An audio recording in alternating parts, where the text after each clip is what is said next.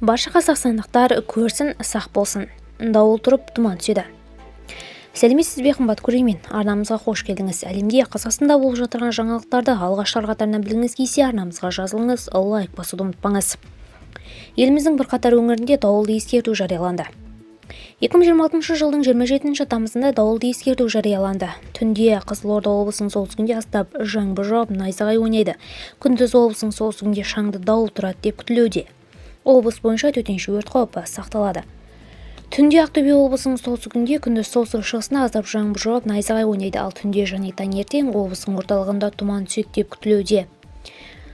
Ұлытау облысында төтенше өрт қаупі сақталады. Жезқазғанда 27 тамызда төтенше өрт қаупі сақталады. Қарағанды облысының оңтүстігінде төтенше өрт қаупі сақталады.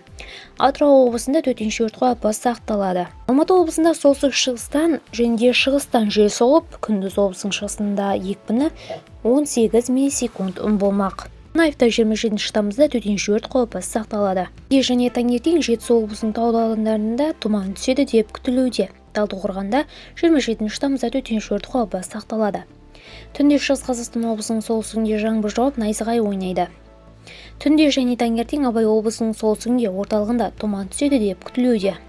Маңғыстау облысының батысында, солтүстігінде орталығында да жаңбыр жауып, найзағай ойнайды деп күтіледі. Ақтауда 27 тамызда төтенше өрт қаупі сақталады.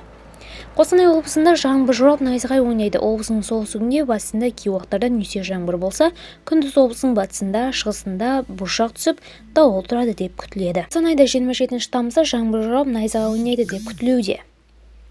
Күндіз Батыс Қазақстан облысының солтүстігінде аздап жаңбыр жауып, найзағай ойнайды деп күтіледі. Түнде және таңертең Павлодар облысының батысында, солтүстігінде тұман түседі деп күтілуде. Күндіз Ақмола облысының батысында, солтүстігінде, оңтүстігінде жаңбыр жауып, найзағай ойнайды, бұршақ түсіп, шаңды дауыл тұрады деп күтілуде. Түнде және де күндіз Солтүстік Қазақстан облысының батысында, солтүстігінде, оңтүстігінде жаңбыр жауып, найзағай ойнайды. Облысының батысында, солтүстігінде нөсер жаңбыр болып, бұршақ түседі.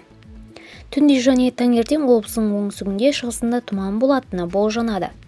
Жамбыл облысының оңтүстік-батысында, солтүстік-шығысында таулы аудандарында солтүстік-шығыстан жел соғады. Таразда 27 тамызда төтенше өрт қаупі сақталады.